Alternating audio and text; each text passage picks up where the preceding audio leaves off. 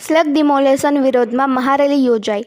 ભાવનગર ઝૂંપડપટ્ટીની વહારે પ્રદેશ અધ્યક્ષ કોંગ્રેસ શક્તિસિંહ ગોહિલ તથા વડાળના ધારાસભ્ય જિગ્નેશ મેવાણી સહિતના કોંગ્રેસ આગેવાનો સહિત સ્થાનિક કાર્યકરો ઉપસ્થિત રહ્યા હતા. ભાવનગરમાં આજરોજ ભાવનગર શહેરમાં કોંગ્રેસ દ્વારા ન્યાય યાત્રાનું આયોજન કરવામાં આવ્યું હતું. આ યાત્રામાં મોટી સંખ્યામાં ગરીબ વર્ગના લોકો તેમજ કોંગ્રેસના શક્તિસિંહ ગોહિલ અને જિગ્નેશ મેવાણી સહિતના કોંગ્રેસ સભ્યોએ શાસક પક્ષ પર આકરા પ્રહારો કર્યા હતા. જેમાં ભાવનગર મનપા દ્વારા બોર તળાવ આરટીઓ રોડથી શરૂ કરીને ગઢેજી વડલા થઈને કુંભારવાડાના ખારમાં ભળતી ગટરનું શુદ્ધિકરણ અને નવીનીકરણ માટે આ કેનાલના કાંઠા પર 40 વર્ષ કરતાં વધુ સમયથી વસવાટ કરતા ગરીબ અને મધ્યમ પરિવારના લોકોને બીએમસી દ્વારા વસવાટ કરતા મકાન તત્કાલ હટાવી લેવા માટે નોટિસો ફટકારી છે. ત્યારે આ ગરીબ અને મધ્યમ વર્ગીય પરિવારોએ એવી માંગ કરી છે કે આટલા લાંબા સમયથી આ સ્થળ પર તેમનો વસવાટ હોય અને રહેનાર મોટાભાગના પરિવારો પાસે ઘરનું ઘર બનાવી શકે એવી કોઈ જ આર્થિક વ્યવસ્થાથી સક્ષમ ન હોવાના કારણે રાજ્ય સરકાર દ્વારા સૌપ્રથમ આ વિસ્થાપિતો માટે આવાસ યોજનામાં ફ્લેટની ફાળવણી કરવામાં આવે અથવા પ્લોટ ફાળવવા આવે, ત્યારબાદ ડિમોલેશન કામગીરી હાથ ધરવામાં આવે. ત્યારે આ માંગ લઈને અગાઉ અલગ અલગ સંસ્થાના નેજા હેઠળ જિલ્લા કમિશનરને રજૂઆતો કરવામાં આવી છે.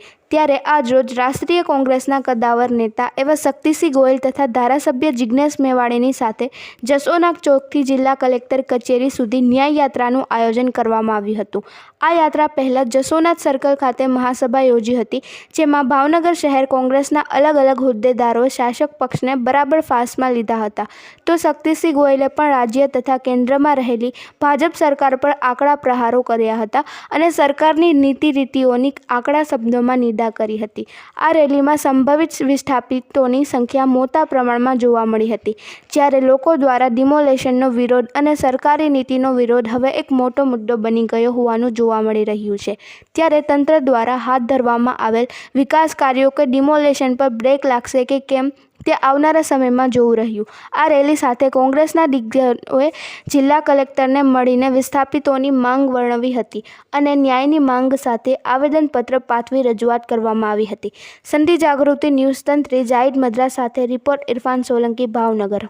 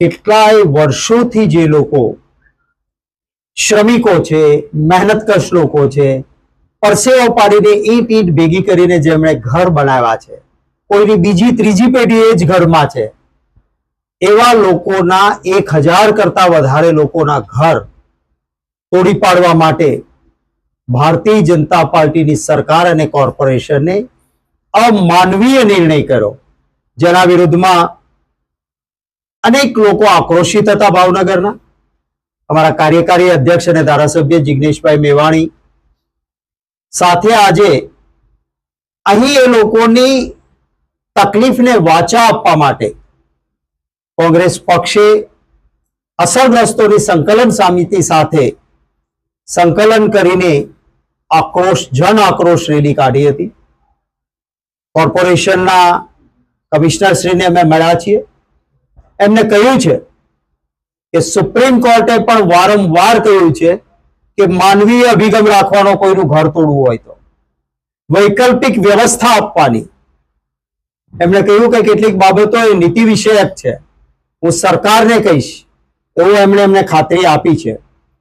ત્યારે હું આપ સૌના માધ્યમથી ભારતીય જનતા પાર્ટી શાસનમાં છે એમને પણ કહેવા માંગુ છું કે આ પ્રકારનું અહંકારી વલણ એ વ્યાજબી નથી.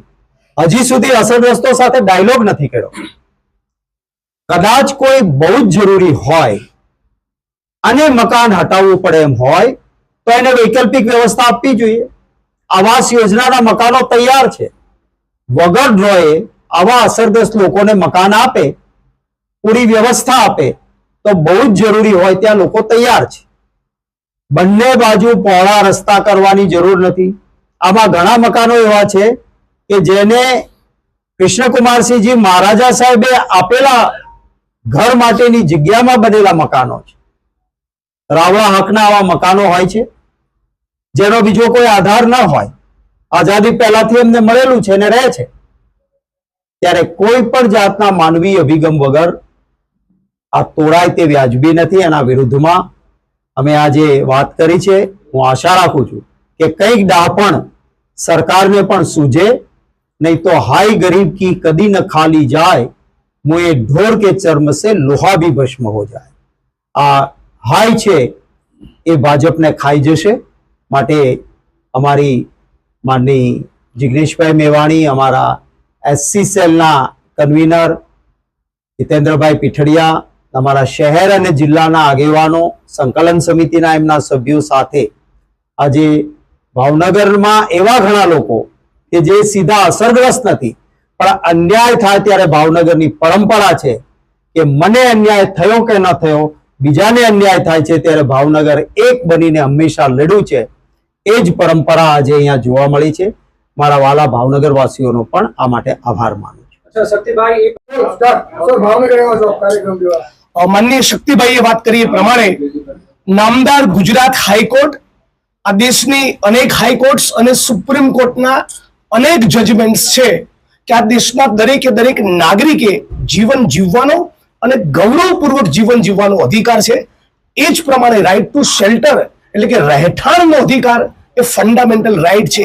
એ છતાં સત્તાના નશામાં મદ આ ગરીબ વંચિત વિરોધી સરકાર ભાવનગર શહેરને જાણે ચેલેન્જ આપતી હોય એ રીતે ભારતીય જનતા પાર્ટીની સરકાર 1000 પરિવારો અને લગભગ 5000 થી વધુ લોકોને બેઘર બનાવવા માટે ડેસ્પરેટ ઘાંઘી બની છે. આની વિરુદ્ધમાં ભાવનગર શહેર એક થયું છે. સર્વ સમાજના લોકોના ઝૂંપડા તોડવા જઈ રહેલી સરકારની વિરુદ્ધમાં કોંગ્રેસ પક્ષ અને સામાજિક સંગઠનો સાથે મળીને આજે સંકલ્પ કર્યો છે કે જ્યાં સુધી વૈકલ્પિક વ્યવસ્થા કરીને ન આપે ત્યાં સુધી આ ઝૂંપડાવાસીઓની પડખે રહી અમે લોક આંદોલન કરીશું, ચળવળ કરીશું, સંઘર્ષ કરીશું. લાખ વાતની એક વાત, એક પણ ગરીબનું ઘર તૂટે નહીં અને 1% કેસમાં પણ ઘર તોડવું પડે તો વૈકલ્પિક વ્યવસ્થા આપવી જ પડે. ભાવનગર વાસીઓ એક ક્રાંતિકારી રહ્યા છે. ભાજપે અમને ચેલેન્જ આપી છે. ભાવનગરની જનતા એ ભાજપના સત્તાનો નશો એ ઉતારીને રહેશે એવી અમને ખાતરી છે.